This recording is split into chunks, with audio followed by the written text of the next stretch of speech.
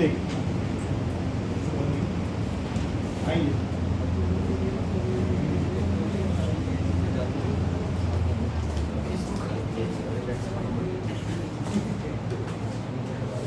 वो आया नहीं, उज्जवल भी नहीं आया।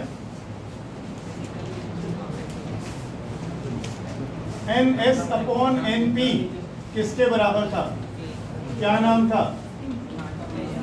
Transformation ratio. अगर ये रेशियो 1 से बड़ा है तो स्टेप अप, 1 से कम है तो स्टेप डाउन। 1 के बराबर है, कितना नहीं काटा हुआ, 1 के बराबर करेंगे।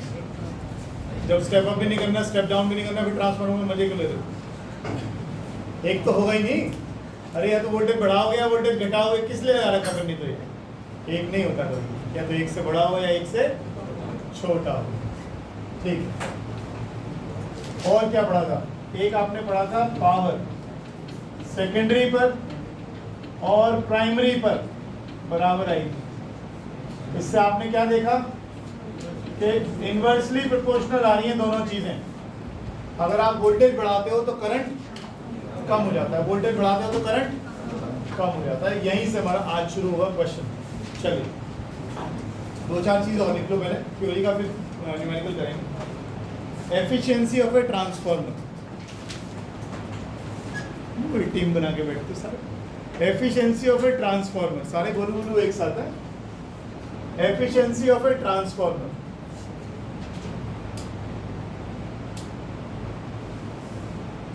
क्या होती है? निखिल छोकर, एफिशिएंसी किसे कहते हैं? नहीं, टाइम का एफिशिएंसी। हाँ हाँ भाई, सीधी सी बात है ना। देखो, मैं शाहरुख खान को 6 सवाल समझाता हूँ, इसको 2 समझ में आते हैं, तो एफिशिएंसी कितनी हुई? 2/6। स्कूल में नंबर कैसे आते हैं? स्कूल में क्या बताते हैं आपको? एफिशिएंसी। आपके 10 नंबर आए 70 में से, तो एफिशिएंसी कितनी हुई? 10/70। ये तो एफिशिएंसी तो दे रहे हैं आपको वहाँ पर। वो एफिशिएंसी क्या होती है, देखिए जरा। Efficiency of a transformer, output power upon input power. Output power upon input power. Output power का फॉर्मूला क्या लिखा था कल हमने? ESIS, और इनपुट पावर का EPI। आकांक्षा, अगर मैं आज मैंने सही नाम दिया, अगर मैं DC इनपुट डालता हूँ इसमें, तो क्या होगा? DC AC में कन्वर्ट हो जाएगी, ठीक है। फिर transformer is a device which is used to convert DC into AC। यही पढ़ा था मैंने कल?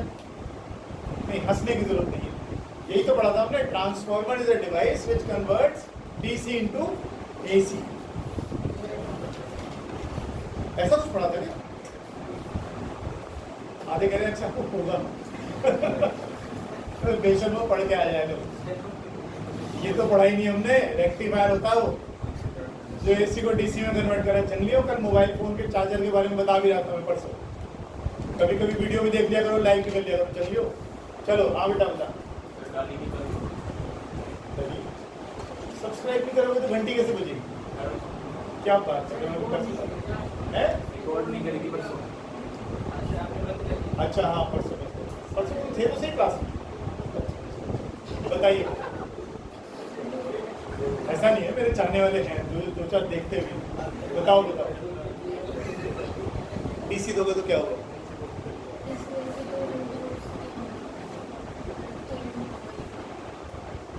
इन्हें गरीबों क्या समझाऊं? DC से क्या होगा अगर ट्रांसफार्मर में दूंगा? फिर क्या होगा? कुछ होने नहीं। अरे DC आप दोगे तो DC की फ्रीक्वेंसी क्या होती है? ठीक, DC में कोई फ्रीक्वेंसी होती है? नहीं। तो DC step up step down होएगी? नहीं। स्टेप अप स्टेप डाउन क्यों हो रही है? बाबे बाबू, एक कॉइल के अंदर अगर आप करंट वेरी करेंगे तो दूसरी कॉइल के अंदर, निखिल यादव, क्या बनेगा? Induced EMF। Induced EMF। एक कॉइल में करंट बदलेंगे, बढ़ाएंगे, घटाएंगे, तो दूसरी कॉइल में इंड्यूस EMF आएगा। सलमान खान, शाहरुख खान, उधर हो जा, उधर हो जा बेटा, उस भैया के साथ। हाँ, साथ ना बैठा करो। राम की लाइन जोड़िए। ठीक। तो इसका अगर करंट बढ़ाओगे घटाओगे तो इसमें क्या पैदा होगा, इंड्यूस ईएमएफ। यही प्रिंसिपल था किसका, ट्रांसफार्मर का। आपने प्राइमरी में एसी दिया, एसी का करंट बढ़ा घटा तो उससे क्या बढ़ी घटी, फ्लक्स। फ्लक्स बढ़ी घटी तो क्या पैदा हुई, ईएमएफ। कौन सा फॉर्मूला लिखते हो, इतना तो मैंने किसी भी यूनिट में रिवाइज करा के नहीं पढ़ाया। E equals to minus d phi by d t. Flux बदलेगा तो क्या पैदा होगा, इंड्यूस ईएमएफ। और यही तो इंड्यूस ईएमएफ था जो सेकेंडरी में नजर आ रहा था आपको, यही हमने पढ़ा था। तो एफिशिएंसी होता है output power upon input power. DC को आप स्टेप अप या स्टेप डाउन नहीं कर सकते। डीसी को स्टेप अप और स्टेप डाउन नहीं कर सकते क्योंकि डीसी में करंट बदलता नहीं। करंट नहीं बदलेगा तो ईएमएफ इंड्यूस नहीं होगा, म्यूचुअल इंडक्शन पर काम करता है। आगे चलिए, एनर्जी लॉसेस इन ट्रांसफार्मर, क्या कह रहे थे, हाँ कई सारे आएंगे। एनर्जी लॉसेस इन ट्रांसफार्मर, सबसे पहले copper losses.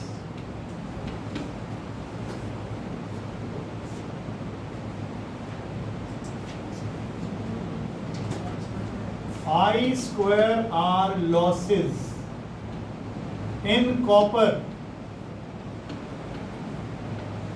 are called copper losses। आपने भले रेजिस्टेंस कम लिया है तो सही, वायर का रेजिस्टेंस, वायर आपने कॉपर का बना लिया लेकिन कॉपर है तो सही, कॉपर में रेजिस्टेंस कुछ तो होगा, तो I स्क्वायर R लॉस तो आएगा।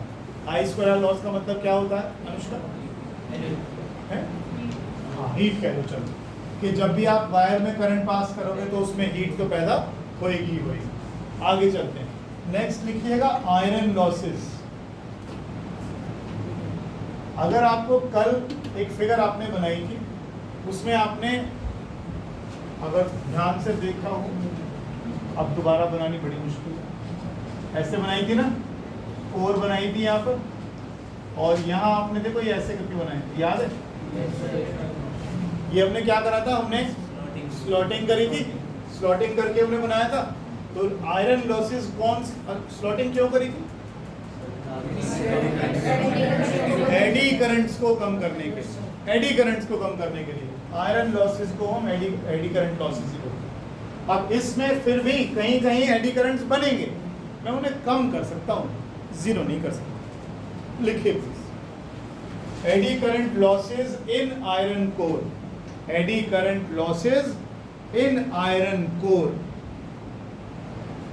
Eddy current losses in iron core,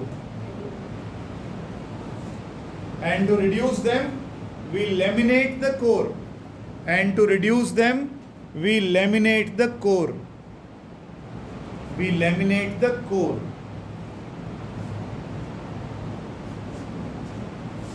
तीसरा,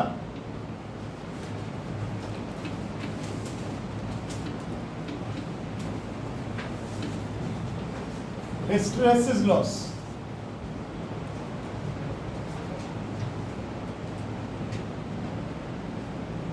लिखो आयरन कोर पासेस थ्रू,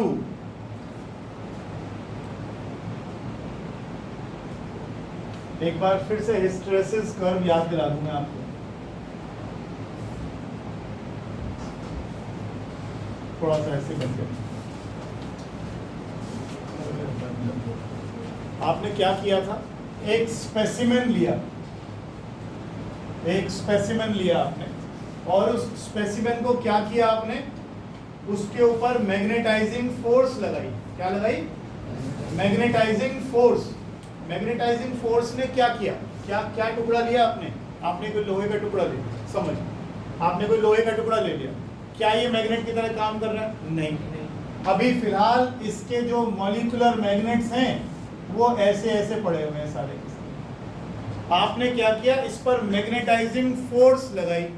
अगर आपके पास ये ग्राफ है तो आप देख सकते हो, साथ साथ याद हो जाएगा। आपने यहाँ पर मैग्नेटाइजिंग फोर्स लगाई, उस फोर्स के लगाने से क्या हुआ, ऐसे समझो, आपने इसमें से करंट पास किया, करंट पास किया तो करंट ने क्या कर दिया, इनको ये जो मॉलिक्यूलर मैग्नेट्स थी इनको इसने सीधा कर दिया, अलाइन कर दिया, एक खास डायरेक्शन में अलाइन कर दिया। जैसे इस खास डायरेक्शन में अलाइन हो गए, अब क्या कर सकते हो इससे ज्यादा? कुछ नहीं। ये मैग्नेटाइज हो गया, बिल्कुल हो गया। अब आप कहां पहुंच गए? यहां, ये देखिए, आपने मैग्नेटाइजिंग फोर्स लगाई और इंटेंसिटी ऑफ मैग्नेटाइजेशन बढ़ती गई, बढ़ती गई, बढ़ती गई, धीरे धीरे धीरे धीरे सारे डाइपोल सीधे हो गए। अब ये मैग्नेट बन गया, बिल्कुल बन गया। अब ये मैग्नेट बन गया तो सैचुरेशन आ गई, यहां पर आते आते क्या हो गया? सैचुरेट हो गया। अब और ज्यादा मैग्नेटाइज नहीं हो सकता, आप फोर्स लगाते रहिए, कुछ नहीं होने वाला, ठीक है। अब हम इसे डीमैग्नेटाइज करने की कोशिश करते हैं। डीमैग्नेटाइज करने के लिए हम क्या करते हैं? पहले इस डायरेक्शन में करंट पास करा था, अब मैं इस डायरेक्शन में करंट पास करूंगा, ठीक। जब मैं इस डायरेक्शन में करंट पास करूंगा तो मैं यहां आऊंगा, बजाय इस रास्ते के डीमैग्नेटाइज होगा इस रास्ते से। तो ये जो आप हिसाब किताब देख रहे हो, इंटेंसिटी ऑफ मैग्नेटाइजेशन अभी भी रह गई, सबकी हालत ऐसी नहीं कर पाए हम, अभी भी कुछ कुछ सीधे सीधे रह गए, तो यानी कुछ कुछ रिटेंशन बनी रही। क्या नाम था इसका? रिटेंटिविटी। आपने मैग्नेटाइजिंग फोर्स कितनी कर दी? 0, फिर भी मैग्नेटिज्म बरकरार है, अभी भी मैग्नेट बिहेवियर शो कर रहा है। आप जिद पर रहे हुए हैं कि नहीं, इसको डीमैग्नेटाइज करके छोड़ूंगा, तो पहले फोर्स इस तरफ लगाई थी, अब आप फोर्स यहां आते आते आपने नेगेटिव डायरेक्शन में इतनी फोर्स लगा दी कि ये पूरी तरह से डीमैग्नेटाइज हो गया। इस तरफ क्या है? Intensity of magnetization. सारा ही दोबारा करा रहा हूं मैं, ध्यान से देख लेना इसको। और इंटेंसिटी ऑफ मैग्नेटाइजेशन में मतलब कितना मैग्नेटाइज्ड है, थोड़ा या ज्यादा। यहां पर कुछ मैग्नेटाइजेशन नहीं है, ऐसी स्थिति है, कोई मैग्नेटिक बिहेवियर नहीं। आपने फोर्स लगाई, ये सीधे होते गए, सीधे होते गए, होते गए और सीधे हो गए। अब आप कह रहे हो मुझे तो इसको डीमैग्नेटाइज करना है। आपने डीमैग्नेटाइज किया तो ग्राफ किस रास्ते नहीं आया, इस रास्ते वापस आया।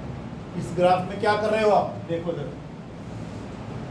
फोर्स पहले इतनी थी, अब आपने फोर्स कम कर दी, इधर को ले आए, फोर्स और कम कर दी, इधर को ले आए, फोर्स और कम कर दी, इधर को ले आए, फोर्स कितनी कर दी? लेकिन क्या इंटेंसिटी 0 हो गई? नहीं, अभी भी है, यानी अभी भी मैग्नेटाइज है, लेकिन मुझे तो इसको डीमैग्नेटाइज करना है। तो ये जो फोर्स पहले मैं इधर को लगा रहा था, अब ये फोर्स मैंने इधर को लगानी शुरू कर दी। समझो, पहले मैंने इसमें से करंट यूं पास करा था, अब मैं करंट इसमें से यूं पास करना शुरू कर दूंगा। एक टाइम आएगा जब इंटेंसिटी ऑफ मैग्नेटाइजेशन कितनी हो जाएगी? 0। इसे कहते हैं कोएर्सिविटी।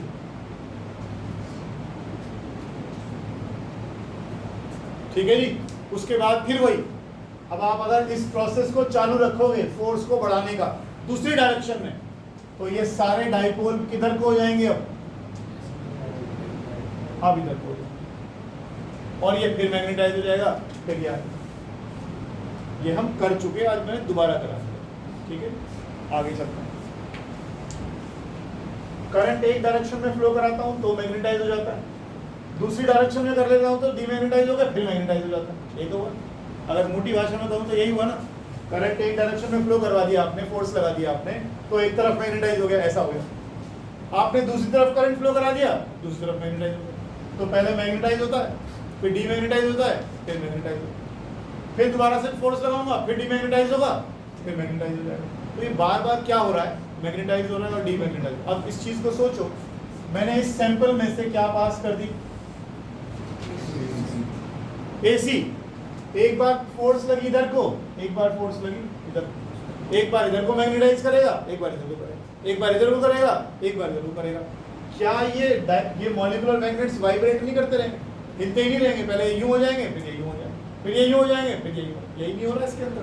कुछ कंपन तो होती होगी, कुछ तो होगा जब मॉलिक्यूल हिलेंगे, इसके इधर से उधर टेढ़े मेढ़े होंगे कहीं को, तो कुछ तो होएगा। उसी की हम यहाँ बात करने जा रहे हैं। लिखो, iron core passes through 50 cycles of magnetization and demagnetization per second.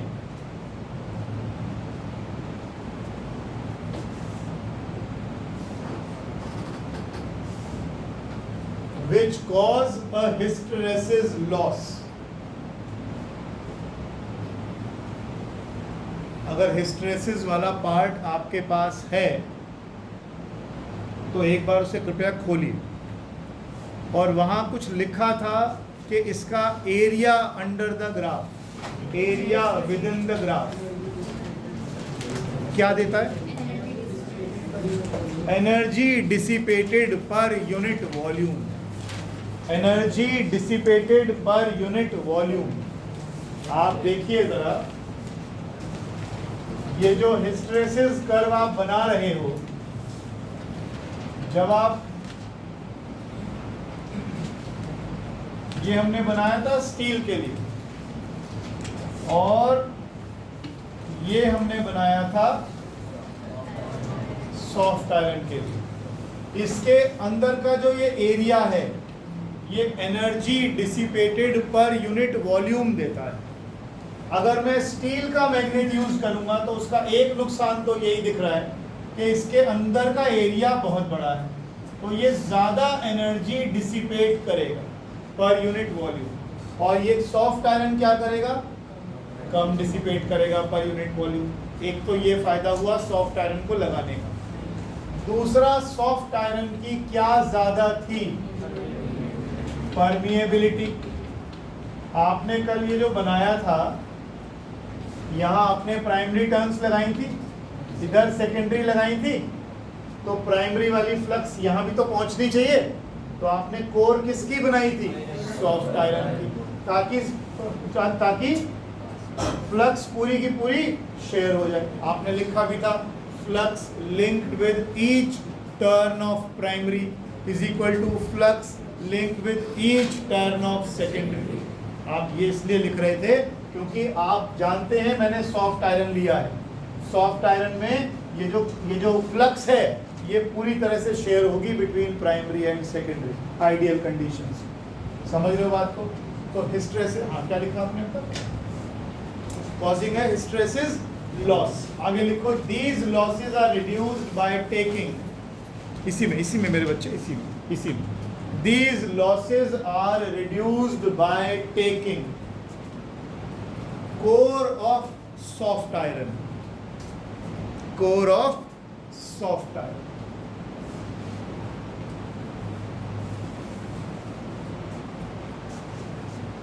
Fourth, magneto friction losses, magnetostriction losses. लिखिए प्लीज, देखिए।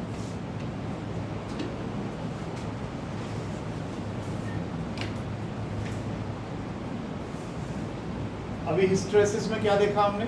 अगर हम एसी पास करते हैं तो जब पॉजिटिव साइकिल जाएगी तो सारे डाइपोल ऐसे हो जाएंगे, नेगेटिव साइकिल आएगी ऐसे हो जाएंगे, फिर ऐसे हो जाएंगे, फिर ऐसे हो जाएंगे। एक 50 हर्ट्ज की फ्रीक्वेंसी में 100 बार ऐसा होगा, 50 बार इधर को आएंगे और 50 बार इधर को आएंगे। पॉजिटिव साइकिल में यूँ हो जाएंगे, नेगेटिव साइकिल में होंगे ना, because of magnetization and demagnetization, because of magnetization and demagnetization of iron core 100 times per second,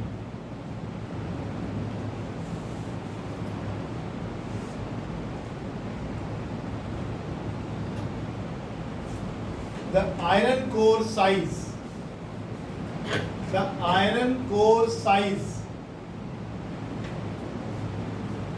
increases and decreases, बहुत ज्यादा नहीं होता, मामूली, बहुत ही मामूली, increases and decreases 100 times per second.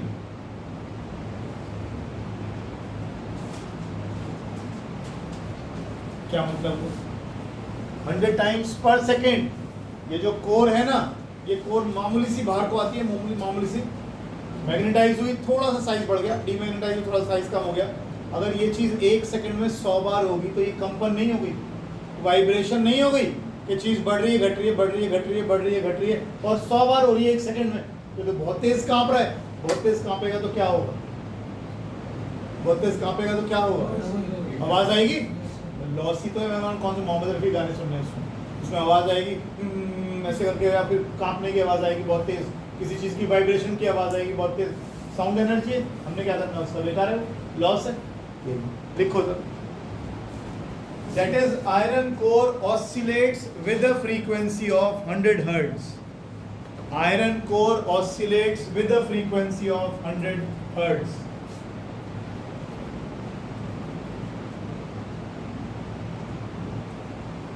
Hence, electrical energy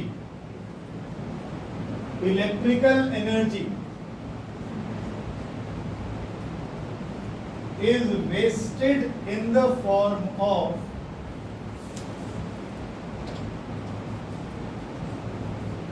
क्या लिखना चाहिए? Sound energy.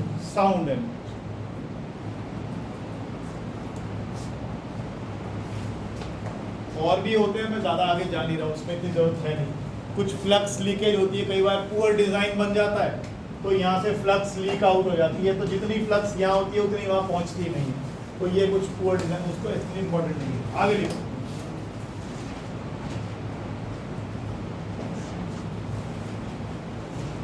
Use of transformer for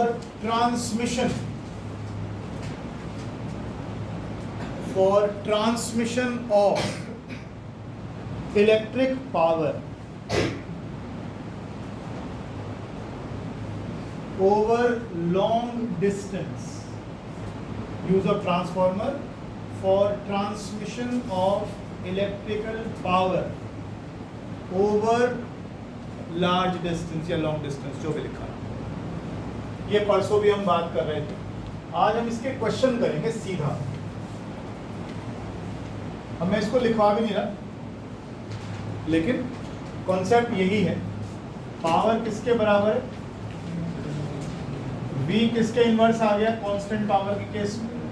voltage बढ़ाओगे तो करंट कम हो जाएगा, और करंट कम हो जाएगा तो क्या कम हो जाएंगे? है तो बात यही, लेकिन आज हम क्वेश्चन करेंगे पहले, उसके बाद इसको थ्योरी का पार्ट लिखेंगे।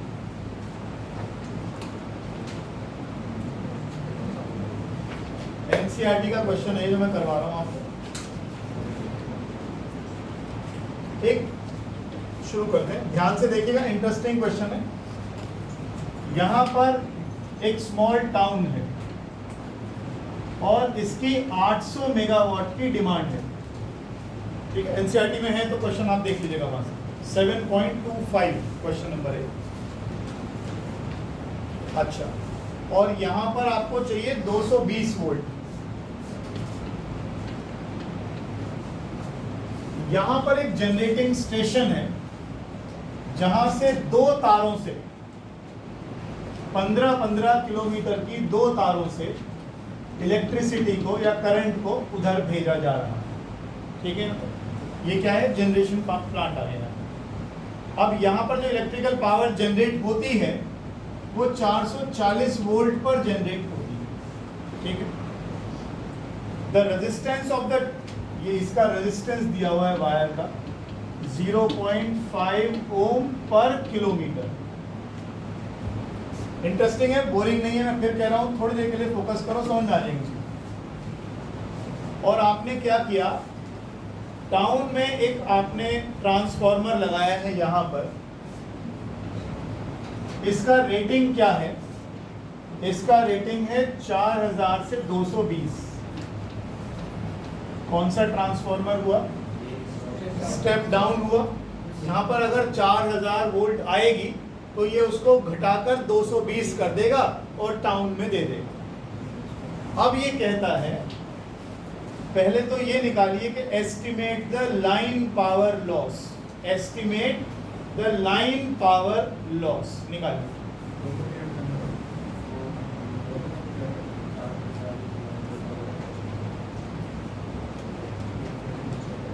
Estimate the line power loss.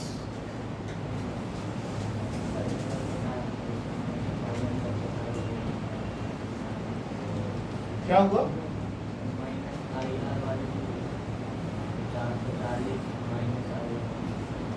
नहीं ऐसे नहीं।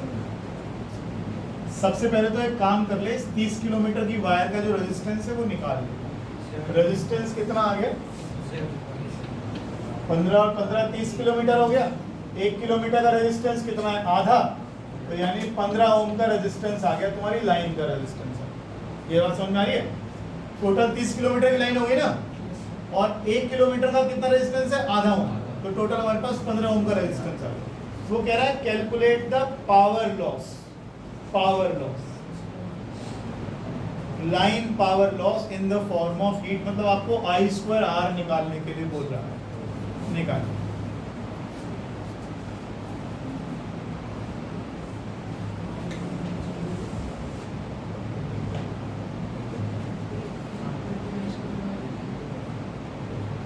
यहां तो कोई ट्रांसफॉर्मर नहीं है ना, तो वहां कितनी पावर चाहिए आपको?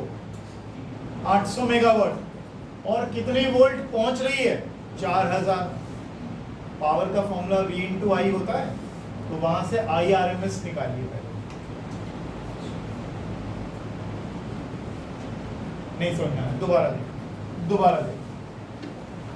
कितना मेगावाट बिजली पावर चाहिए आपको यहाँ? इतना, और कितनी वोल्टेज पहुंच रही है?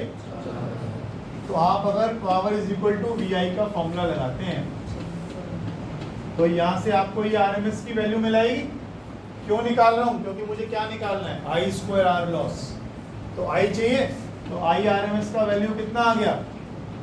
800 मेगावाट का मतलब 10 की पावर 6, और वोल्टेज कितनी है? 4000।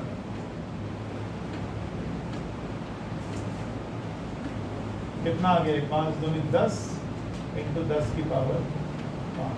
चेक करना, यही आ गया। देखना करंट यही आ गया। मेरे को तो ज्यादा लग रहा है कुछ। ये मेगावाट है? अरे नहीं भाई, किलोवाट। वही मैं कह रहा हूँ, करंट कुछ ज्यादा ही आ रहा है। किलोवाट है भाई, ये किलोवाट। तो 10 की पावर 3 कर लो।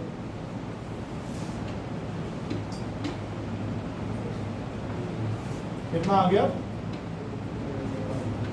ये आ गया 5 दूनी 200 आ गया। 200 एम्पियर का करंट आ गया। क्या निकालना था? Line power loss. Line power loss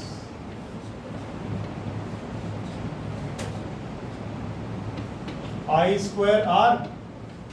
current कितना है? 200 का स्क्वायर, R कितना है? 15। कितना आया ये? करना भाई, कैलकुलेट जरा। इतना ही आ गया ना? 5 आएगा? 60। अच्छा 5 आएगा। क्या मतलब हुआ? इसको अगर मैं लिख लूं 600 into 10 की पावर 3, तो कोई दिक्कत तो नहीं है?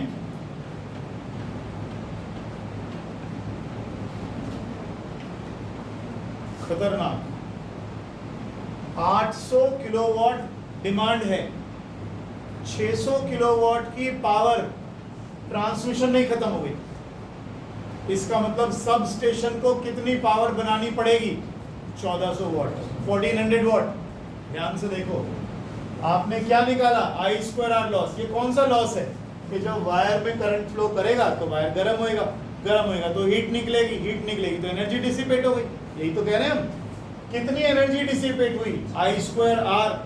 आई आपने अभी निकाला, बिना ट्रांसफार्मर लगाए करा था आपने। यहाँ पर कितनी वोल्ट ला रहे हो? 4000। कितनी पावर चाहिए? 8000 किलोवाट। मैंने मेगा बोल दिया गलती से, तो 200 एम्पियर करंट आ गया। देखो जरा, 600 किलोवाट का लॉस, और पूरे शहर को कितनी चाहिए? मतलब एक और शहर को दे देते इतनी, और इतना लॉस करके बैठे हो। और अगला सवाल कहता है, how much must the plant supply तो पता लग ही रहा है 800 और 600 का लॉस, तो प्लांट को कितनी सप्लाई करनी चाहिए,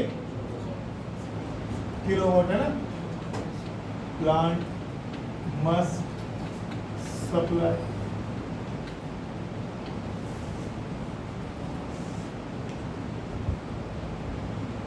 शर्मा 800 किलोवाट आपको चाहिए शहर में, और लाइन में जाते जाते करंट ने इतना लॉस तो हो गया, तो ये लॉस भी तो यही बनाएगा।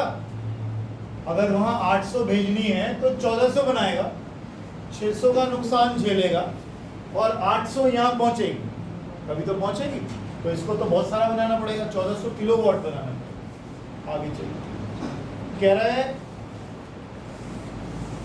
Characterise the step up transformer at the plant. कह रहा है यहां पर भी तो ट्रांसफॉर्मर लगाया होगा, यहां पर कितनी वोल्ट पहुंचाई है तुमने, 4000, यहां कितनी बनाई थी 440। कह रहे हैं यहां जो स्टेप अप ट्रांसफॉर्मर लगेगा उसकी रेटिंग बताइए, लगेगा क्या जब इस वायर के अंदर करंट पास करेगा तो वोल्टेज ड्रॉप होएगा। वोल्टेज ड्रॉप कैसे निकालोगे,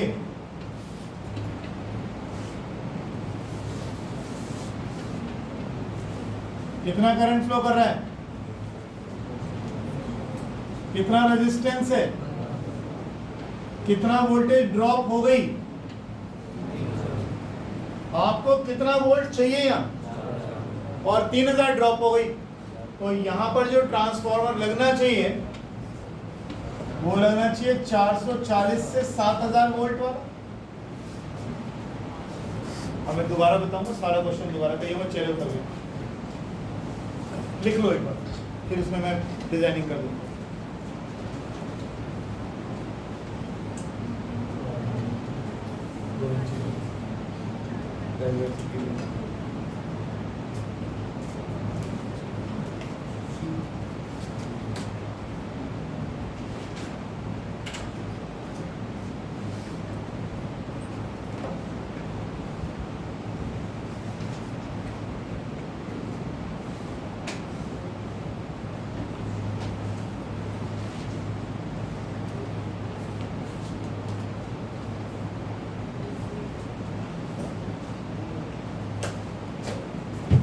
फिर से देखिए दोबारा से,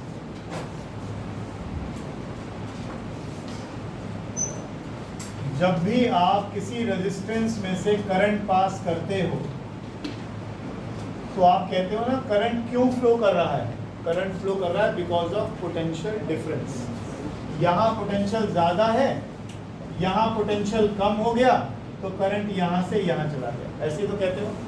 यहाँ भी 10 वोल्ट हो गया, यहाँ भी 10 वोल्ट हो गया, तो करंट फ्लो करेगा नहीं, पोटेंशियल करंट फ्लो करता है बिकॉज ऑफ पोटेंशियल डिफरेंस। इसको इस सेंस में भी कह सकते हो कि जब इस रेजिस्टेंस में से करंट पास करेगा तो वोल्टेज ड्रॉप होएगा, यहाँ वोल्टेज ज़्यादा है, यहाँ पोटेंशियल ज़्यादा है और धीरे धीरे कम होता जाएगा, कम होता जाएगा, इसके अक्रॉस कम होता है। तो यहाँ जब भी करंट इसमें से पास करेगा तो वोल्टेज क्या होएगी, कम होगी, ड्रॉप होएगा, वोल्टेज का ड्रॉप होएगा, पोटेंशियल का डिफरेंस कम, मतलब पोटेंशियल का ड्रॉप आएगा।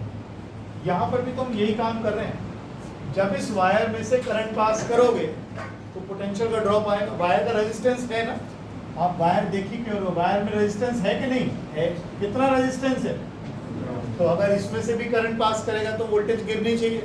कितनी वोल्टेज का ड्रॉप आया, तो हमने कहा वोल्टेज ड्रॉप तो I × R होता है।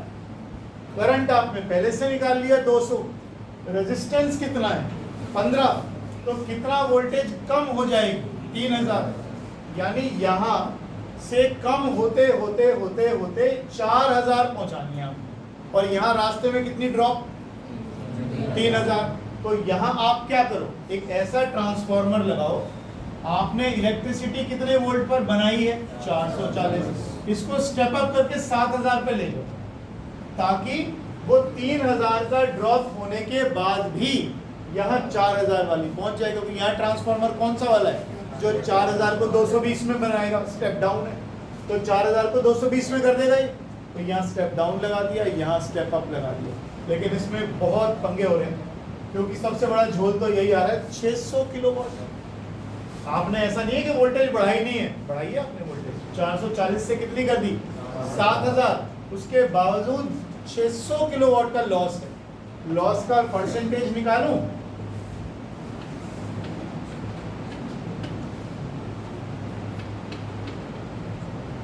कितना आया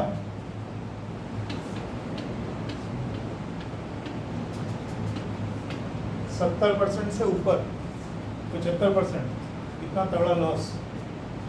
अब देखो अगला सवाल, अगला सवाल कंटिन्यूएशन में ही है, आपके बुक में भी ऐसे ही लिखा है, do the same exercise as above. सिर्फ फर्क क्या करना है, देखिए यहां पर आपने ट्रांसफॉर्मर लगाया था 4000 से 220 वाला, आप केवल एक काम कर दो, यहां पर ट्रांसफॉर्मर बदल कर दो 40,000 से 220 वाला, और सारी कैलकुलेशंस दोबारा कर। तो कल की छुट्टी में परसों उन्हें कब पता, अच्छा कल ठीक, 40,000 से 220 वाला लगा दो ट्रांसफॉर्मर, सब कुछ बदल जाएगा। दोबारा करेंगे एक बार ताकि रिवाइज भी हो जाए। वही दो वायर हैं, दोनों का रेजिस्टेंस कितना है 15 ओम। करंट कैसे निकाला था, करंट कैसे निकाला था, पावर कितनी थी 800 किलोवाट, और वोल्टेज कितनी होगी अब की बार 40,000, एक जीरो ही तो बढ़ा है, तो करंट का एक जीरो घट गया 20 एम्पियर। 20 एम्पियर लॉस निकालो, लॉस I²R लॉस निकालो, 200 का स्क्वायर इंटू 15 कितना आया 400 इंटू 6000 हो गया ना। अरे देखो तो सही कितना लॉस आया, देखो क्या बवाल, 600 का लॉस मात्र 6 रह गया, 600 का लॉस मात्र 6 रह गया। अब यहां पर जनरेटिंग स्टेशन में कितना पावर सप्लाई चाहिए थी इसको, यहाँ या 800 चाहिए थी, अब ये सिर्फ कितनी बनाकर देगा 806 किलो। पिछली बार बना रहा था 1400 किलो वोल्ट, कितना कोयला फूक रहे थे, 800 पिछली बार 1400 बना रहा था, 600 लॉस में जा रही थी, 800 आपके टाउन में जा रही थी। अब की बार लॉस सिर्फ कितना रह गया, क्या करने भर से एक बड़ा ट्रांसफॉर्मर लगाया आपने जो 40,000 वोल्ट को किस में कन्वर्ट करेगा 220 में कन्वर्ट करेगा, तो आपको लॉस केवल 6 रह गए। ऐसा क्यों हुआ, कल से गा रहा हूं इस चीज के लिए, वोल्टेज बढ़ा दो करंट घट जाएगा, 200 का 20 रह गया केवल, अब करंट घट गया तो पावर का जो लॉस है वो भी घट गया, 6 किलोवाट का लॉस रह गया, है ना। अच्छा, यहाँ वाले ट्रांसफॉर्मर की रेटिंग बताइए, आपको वोल्टेज ड्रॉप निकालनी पड़ेगी ना, लाइन ड्रॉप निकालनी पड़ेगी। अरे लाइन ड्रॉप निकालोगे, लाइन ड्रॉप कैसे निकाला, करंट इनटू रेजिस्टेंस, केवल 300 वोल्ट, यानी यहां पर आपने कितना वोल्ट बनाई थी 440 वोल्ट बनाई थी, यहां कितनी चाहिए 40,000, इतना ड्रॉप आएगा रास्ते में, तो 40,300। यही ट्रांसफॉर्मर्स का फायदा है। अब आप परसेंटेज निकालिए कितना घट गया, कितना घट गया, यही ट्रांसफॉर्मर्स का फायदा। ट्रांसमिशन वैसे तो स्टेबलाइजर में लगा ही रहे हो, वहां तो कोई यूज नहीं है इसका इस तरह का।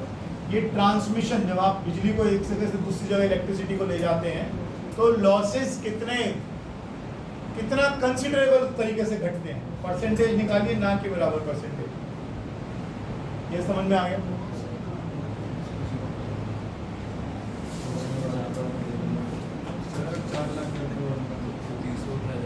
ये भी हमारे लिए बहुत ज़्यादा नहीं है, 4 लाख करने से हमारी कॉस्टिंग भी बढ़ती है, और भी चीज़ें हमें देखना पड़ता है। अभी तो तू कह दे यहाँ से यहाँ तक चांदी की तारें लगा दे, ननक वस्तु ज़्यादा क्यों जाएंगी? 60,000 रुपये किलो तो 70,000 रुपये किलो।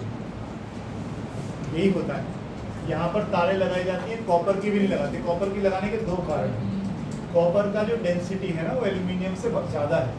अगर आपने ये तारें कॉपर की लगा भी दी ना, थोड़े लॉस तो जरूर कम होंगे इससे, लेकिन वो अपने वजन से सैग कर जाएंगी, झूल जाएंगी, वजन हो जाएगा। तो भी बहुत दूर दूर तक होती है तारें, तो ये खिंच जाएंगी, लंबी लंबी हो जाएंगी, मतलब भिड़ेंगी आपस में, सैगिंग हो जाएगी। सैगिंग समझता है ना? कॉपर की डेंसिटी एल्यूमिनियम से कहीं ज़्यादा है। एल्यूमिनियम तो होता ही कितना है, हल्का सा। इसमें से शीशा निकाल ले, कुछ दरवाजे उठा गई हूँ कहीं, इतना हल्का है। इन दरवाजों का वजन किस चीज़ का है? कांच का है, लकड़ी का? बाकी एल्यूमिनियम में है क्या इसके अंदर? एल्यूमिनियम की डेंसिटी तो काफ़ी कम होती है। एल्यूमिनियम तो बहुत हल्का है मटीरियल। एल्यूमिनियम तो सॉफ्ट मेटल में, हल्के मेटल में आता है। कॉपर की डेंसिटी ज़्यादा होती है, लेकिन हाँ कॉपर की रेजिस्टिविटी थोड़ी सी, रेजिस्टेंस जो है कम है। लिखवाऊँ आगे? कर लो इसको पूरा। अब परसेंटेज निकाल रखी है इसका, मैं निकाल लेना, देखना जरा। 1% का भी लॉस, क्या लॉस? इसके लिए मैं 40,000 4 लाख क्यों लगाऊं? ठीक है ना? आगे चलिए।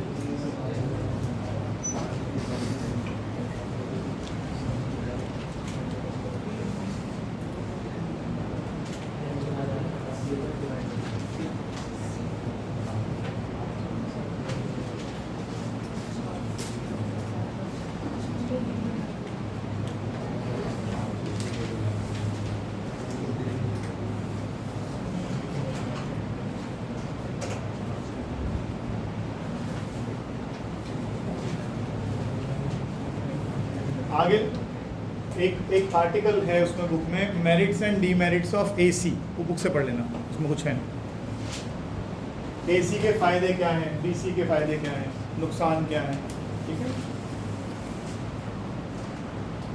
एसी बनानी सस्ती है, डीसी बनानी मुश्किल। आजकल की जो कारें आ रही हैं, इलेक्ट्रिकल कारें, कीमत उनकी 8 लाख 9 लाख 10 लाख 15 लाख ऊपर भी जा रही है इससे। इनमें मेजर कॉस्ट किस चीज़ की है? बैटरी। गाड़ी 10 लाख की है, उसमें 6 लाख की बैटरी है, 5 लाख की बैटरी है उसमें। अगर जब कुछ 4 साल बाद 6 साल बाद वो खराब होएगी या जल्दी होएगा, तो उसकी मेजर कॉस्ट जो रहेगी वो बैटरी की है सारी। तो बैटरी की कारों में जब भी आप बैटरी की कार लेते हैं तो सोच कर लेना। मैथमेटिक्स के बच्चे हो तो थोड़ा सा ये नहीं कि जोश में आया, नहीं सब लोग ले रहे हैं, बड़ा कम एवरेज आ रहा है। चलाते आप दिन भर में 5 किलोमीटर नहीं है, आप एवरेज का क्या करेंगे? आप एवरेज का क्या करेंगे? सोचिए इस बात का। आप पेट्रोल की कार ला रहे हैं 10 लाख रुपए, ठीक है ना? पेट्रोल की कार आई आपकी 10 लाख रुपए की। 1 मिनट ना पिक्चर ना दिखा, लाइट बंद कर दे। 1 मिनट रुक जाओ, फिर मैं करते रहूँ।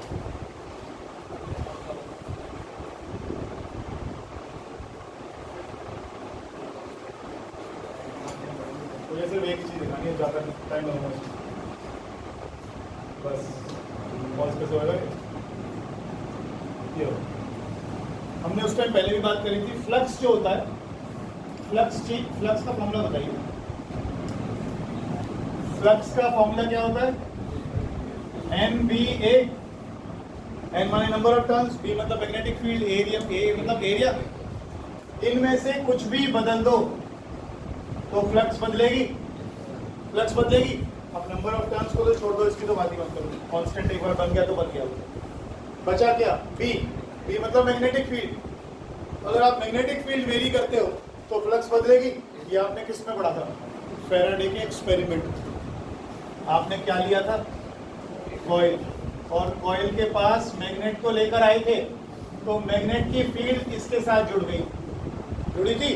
तो आपने बोला कि इसके साथ फील्ड बढ़ गई, दूर ले गई तो फील्ड घट गई। कौन सी फील्ड बढ़ गई घट गई? मैग्नेटिक फील्ड, है ना?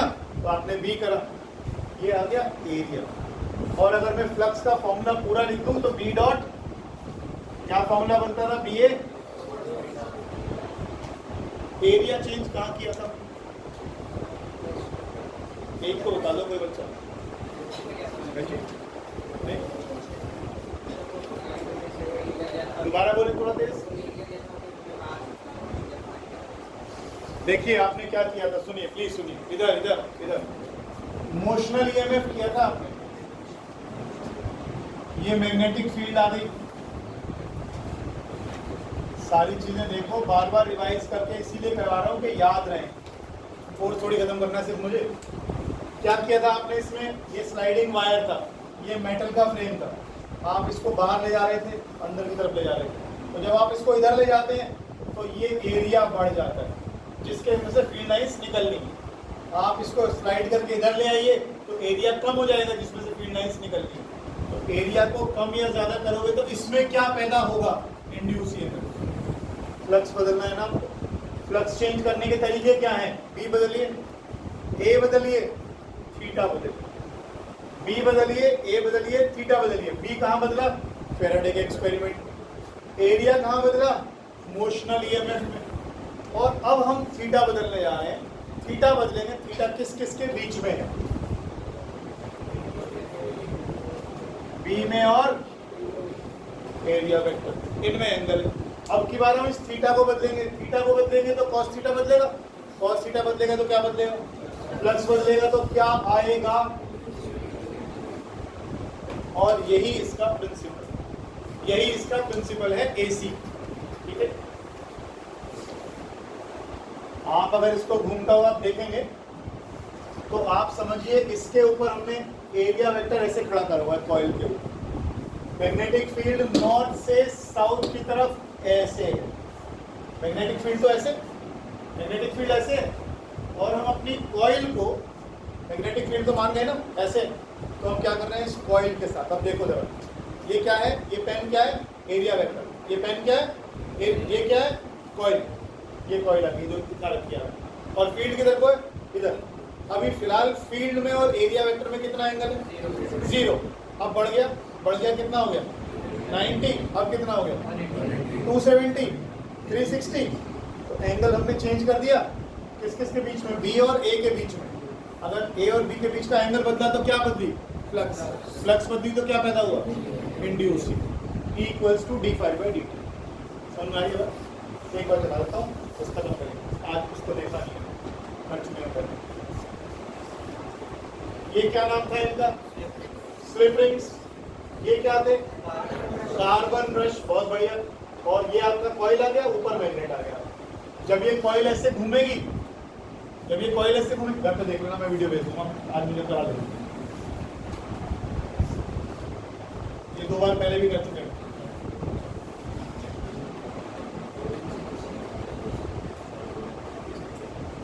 लिखो जरा, प्रिंसिपल लिखो, principle. It works on the principle of, इसे बंद कर देना लाइन को। It works on the principle of electromagnetic induction, electromagnetic induction. It works on the principle of electromagnetic induction.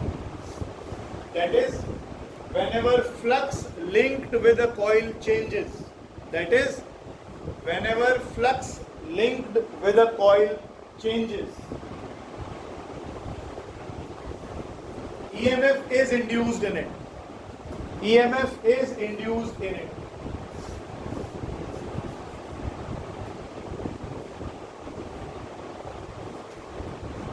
Construction करिए इसका, तो मैंने ये लिख दिया है पूरा। 3 तरह की चीजें इसमें आपको दिख भी नहीं है, नाम थोड़ा सा अलग है इनका। स्टेटर, इसको बोलते हैं स्टेटर, जो मैग्नेट्स, मैग्नेटिक फील्ड पैदा करते हैं। बेसिकली इलेक्ट्रोमैग्नेट्स होते हैं, इलेक्ट्रोमैग्नेट्स वो होते हैं जो करंट पास करके इलेक्ट्रिसिटी से मैग्नेटिक फील्ड पैदा करते हैं।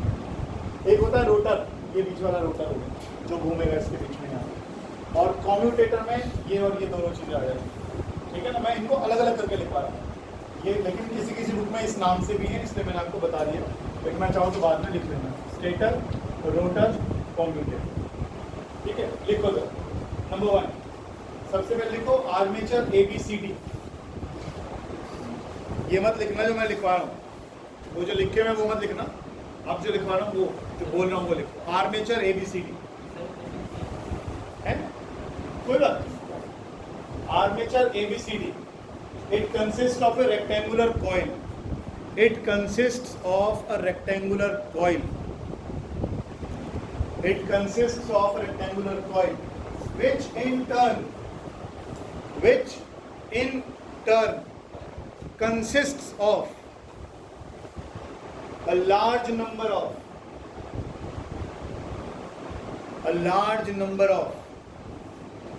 insulated copper turns.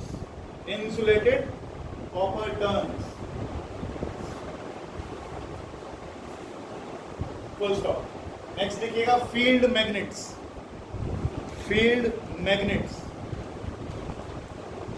It consists of two pole pieces of a strong magnet. Two pole pieces of a strong magnet to provide uniform magnetic field.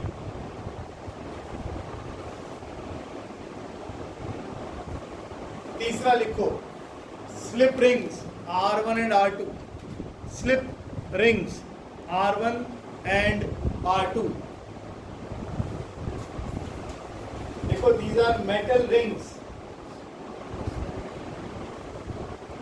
These are the metal rings which rotate with the armature.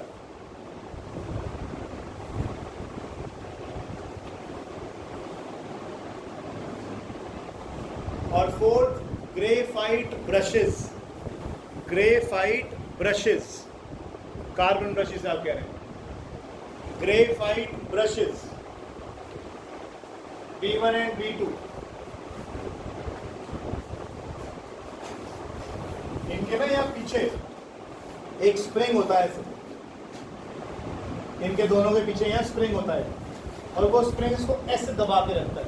इसके ऊपर ऐसे दबा के रखता है. लिखो these brushes keep on pressing. These brushes keep on pressing against B1 and B2.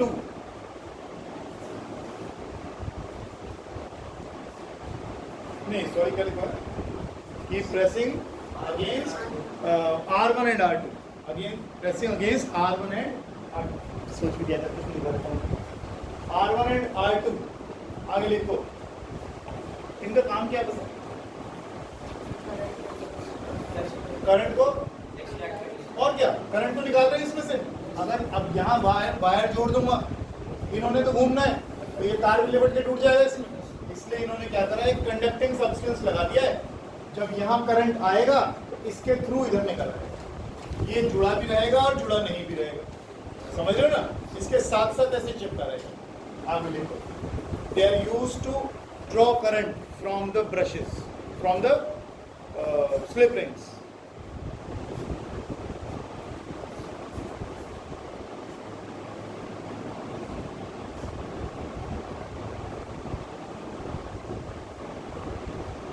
Working लिखो इसकी. Working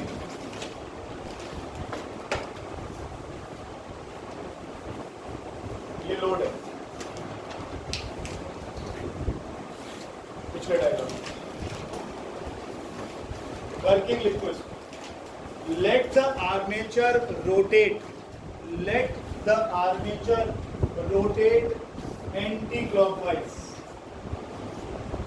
Let the armature rotate anti-clockwise. Sir theory पे आ जाओ. यहाँ समझाओ जरा. करंट किस डायरेक्शन में जाएगा, कैसे जाएगा, उस पर आ जाओ. पहले मुद्दे पे लिखना लिखाना बात हम करेंगे. ये बात हमने क्या किया, हमने इसको एंटी क्लॉकवाइज रोटेट किया. मतलब यहाँ पर हमने एक हैंडल लगाया और इसको पकड़ के ऐसे चला दिया. तो हमारे डायग्राम के हिसाब से हमारा ये जो CD वाला पार्ट है ये तो गया नीचे, ये गया ऐसे और ये आएगा ऐसे. तो आधी साइकिल के बाद ये CD घूमकर कहाँ आ जाएगा, यहाँ आ जाएगा. फिलहाल बताइए CD में करंट की डायरेक्शन क्या होगी. इंड्यूस्ड करंट जब से सीखा है तब से आप फ्लेमिंग अंकल का राइट अंकल हैंड यूज करते हैं. उससे पहले लेफ्ट यूज करते थे. कौन सा वाला करवाइए, बाद में हंसिएगा, बाद में पहले करिए. मोशन किस साइड है, इस साइड है. इन साइड नहीं लिखा. स्कूल का नाम कहीं तो रोशन कर दिया। हाँ सर टी से सी क्लॉकवाइज कैसे हो, कैसे होगा क्लॉकवाइज? तो कौन से एंगल से देख रहा है? ऊपर से देख, सामने से घूम रहे हैं लड्डू प्रसाद, ऊपर से देख। ये वाला हिस्सा अंदर की तरफ जा रहा है, ये वाला हिस्सा बाहर को जा रहा है, एंटी क्लॉकवाइज घूमे भाई। ये देख, मेरा हाथ बता, हाथ तो मेरा हाथ एंटी क्लॉकवाइज है क्लॉकवाइज है? प्लीज घड़ी को ऐसे घुमाता हूँ, आप बोल। अब वही है ना बस, तो फिर पहले ये ऐसे घड़ी घूम रही थी और मैंने ऐसे कर दिया, अभी तो घड़ी उल्टी घूम रही है। फिर मुझे मेरा ये गया अंदर की साइड, अंगूठा है अपर में, बता सी से डी है डी से सी बता। करंट गया, सॉरी मोशन हुआ अंदर, मैग्नेटिक फील्ड नॉर्थ से साउथ, करंट देखो नीचे गया सी से डी, देखो तो ठीक है। चलो शुक्र, जिंदा दो कम से कम। उल्टा हाथ यूज कर रहे हो, एक पे मिनटों को क्या कर रहे हो? उल्टा हाथ यूज कर रहे हो। इंड्यूस करंट के लिए कौन सा यूज कर रहे हो? फिर ये मैग्नेटिक फील्ड, अंगूठा मोशन, और ये वाली फिंगर करंट। कौन सा current? Induce current. Magnetic field set हो गई, मोशन, और ये देखो तो करंट कहाँ को गया? मैं पूछूंगा तो कहाँ था अभी? ये देखो मैग्नेटिक फील्ड नॉर्थ से साउथ, ये हो गया सेट। मोशन, ये देखो करंट ऊपर, मैग्नेटिक करंट किधर गया? सी से डी से सी, यार करंट आ गया डी से सी, तो करंट गया यू, करंट गया यूं होता हुआ, यूं होता हुआ, यूं होता हुआ, ऐसे समझ में आ रही है? करंट गया डी से सी, तो यू गया, यू गया, यू गया, और करंट अगर मैं यहाँ पर एक्स और वाई लिख दूं, बेटा पढ़ाते वक्त बोला मत करो, अच्छा लगता है ऐसे। करंट किधर गया? एक्स से वाई गया। अब एक काम करेंगे, इसको उल्टा घुमा देते हैं, ये सी डी ऐसे था, अब ये सी डी घूम के यहाँ, अब ये यहाँ आ गया सी डी। अब इसमें करंट की डायरेक्शन बताइए। मैग्नेटिक फील्ड इधर ही है, अब किसने बाहर जाना है? ये डायरेक्शन। अब के क्या हो गई? सी से डी, पिछली बार कहाँ गई थी? डी से सी। समझ रहे हो कि नहीं? पिछली बार क्या हुआ था? ये क्या था? Into the page, magnetic field current, तो करंट गया था डी से सी, अब ये घूमकर यूं आ गया, डी सी यहाँ है, डी यहाँ है, अब इसने कहाँ निकलना है? बाहर। हम ये करंट है, अब करंट हो गया सी से डी, करंट हो गया सी से डी, यानी आधा साइकिल घूमते ही पहले करंट गया यू, तो करंट गया एक्स से वाई, और जब ये आधा घूम के यहाँ आ गया तो करंट किधर गया? वाई से एक्स। तो क्या ये एसी नहीं बन गई? पहले करंट एक दिशा में गया, फिर करंट दूसरी दिशा में, यही तो बन गया।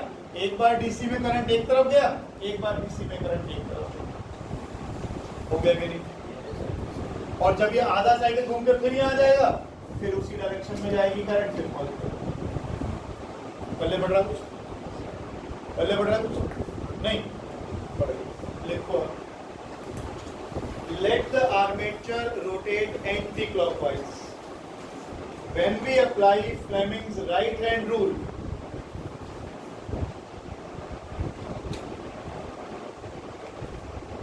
the direction of current in the branch CD. When we apply Fleming's right-hand rule, the direction of current in the branch CD will be from D to C. Will be from D to C. ऐसे गया। आगे लिखो, after half cycle या half rotation, after half rotation the direction of current will be reversed.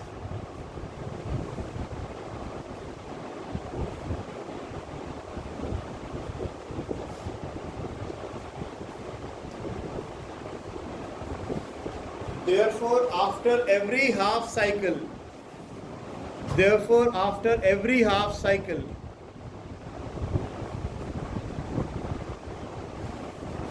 Direction of current gets reversed.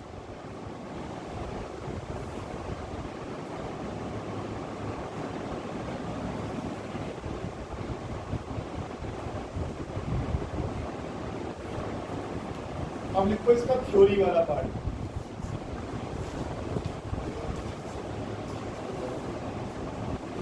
एक छोटा सा diagram बनाइए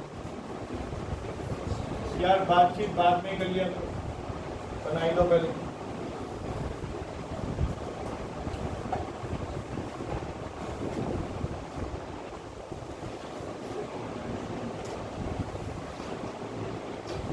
पहले हमने कॉइल को सीधा रख लिया,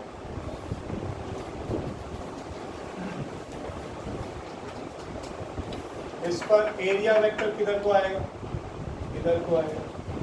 मैग्नेटिक फील्ड की डायरेक्शन हमने कैसी ले रखी है, इधर लेफ्ट को ले रखी है। तो ये पहले केस में जब ये कुछ एंगल से टर्न कर जाएगा,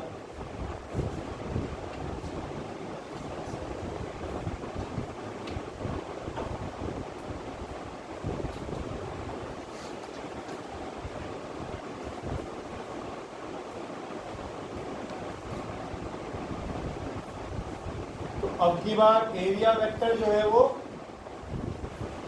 इधर को है।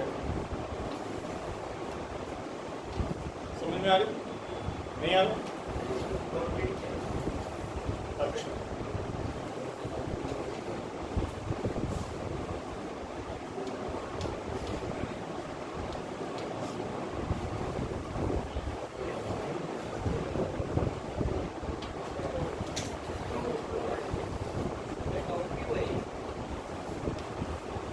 देखो आप इसे कहाँ से देख लो, देखो पहली बार में कॉइल ऐसे थी तो ये एंगल कितना बन रहा था, 90 डिग्री। 90 डिग्री। अब ये कॉइल ऐसे टर्न कर गई तो ये कुछ एंगल बन गया। तो ये जो मैंने टर्न करी है ऐसे, तो इसका एरिया वेक्टर भी किधर को आएगा, नीचे। पहले ये कैसे था, ऐसे।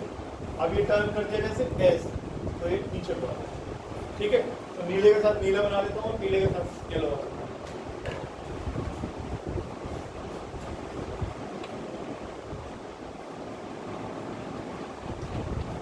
इस बार हम MVA cos थीटा क्या बदल रहे हैं, क्या बदल रहे हैं, थीटा।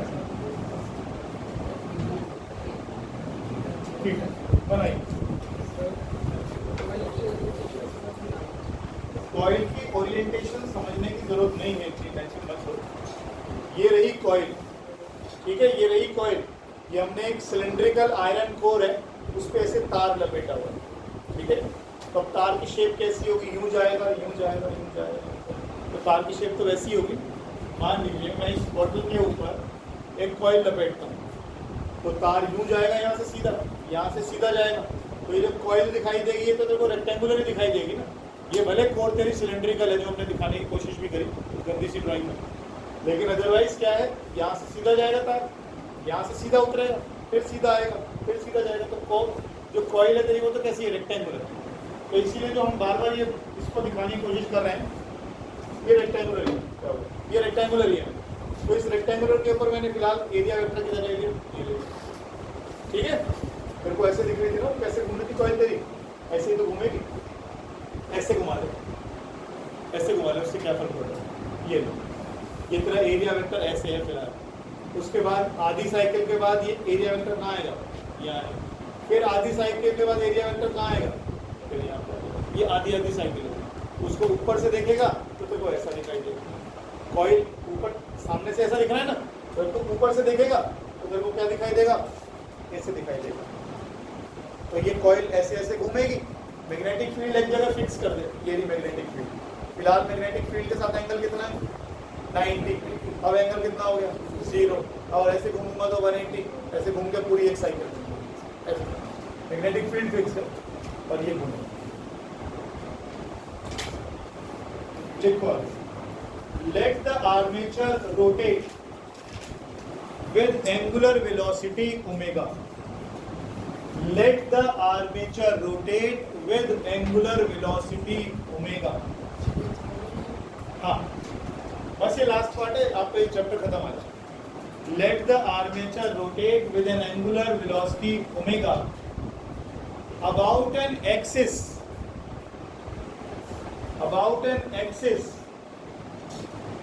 which is horizontal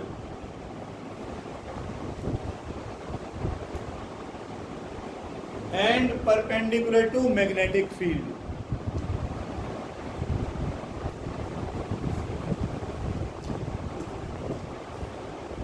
बड़ा इंपॉर्टेंट लाइन, इसको भी समझो। आपकी कॉइल ऐसे घूम रही है, आपकी कॉइल ऐसे घूम रही है, देखिएगा प्लीज, एक मिनट। यहाँ से ये इसकी एक्सिस है, ये इसकी एक्सिस है, इसके अबाउट ऐसे घूम रही है। यहाँ से समझो मैंने आकार धागा मान दिया, तो ये कैसे घूमेगी? ऐसे घूमेगी। कैसी एक्सिस है? हॉरिजॉन्टल। मैग्नेटिक फील्ड कैसी है?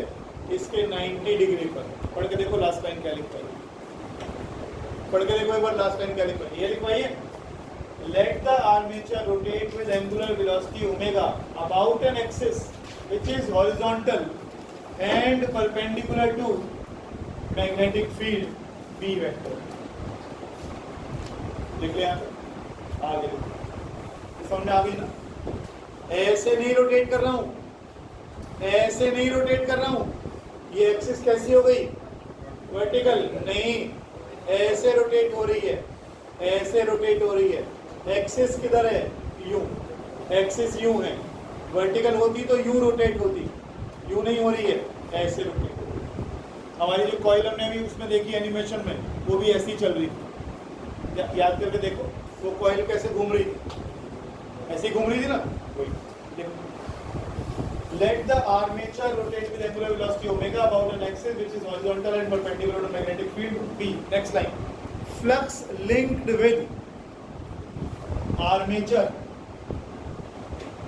when it is in vertical position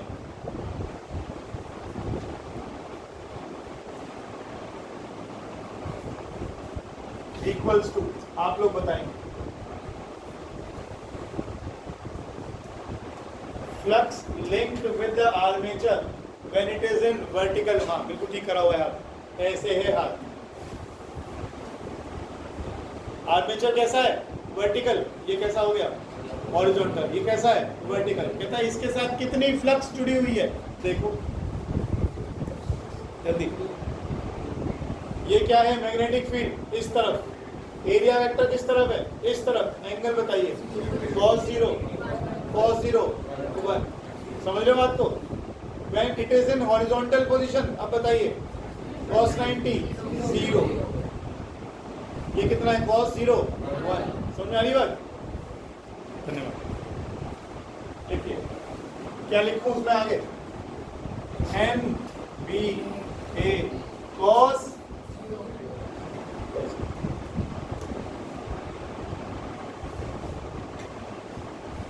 flux linked with the armature, flux linked, next time, flux linked with the armature, कर दो, देंगे बस, when it has rotated by an angle theta, when it has rotated by an angle theta, और theta किसके equal है? Omega t. Omega का formula angular displacement upon time, ये तो पढ़ते वही तो theta equals to omega t. Flux linked with the armature when it has rotated by an angle omega T. कितना फ्लक्स एसोसिएटेड होगा? n b a cos omega. आगे लिखिएगा, induced EMF. Induced EMF क्या फॉर्मूला होता है? बहुत बढ़िया, minus d phi by d t. तो minus D by d t of n B A cos omega t. क्या बदल रहे हो इस बार? ना एन बदला, ना बी बदला, ना ए बदला, एंगल बदल रहे। तो इसका मतलब डिफरेंशिएशन सिर्फ इसी का होगा, क्योंकि टाइम के साथ केवल एंगल बदल रहा है। ठीक, बदलिए,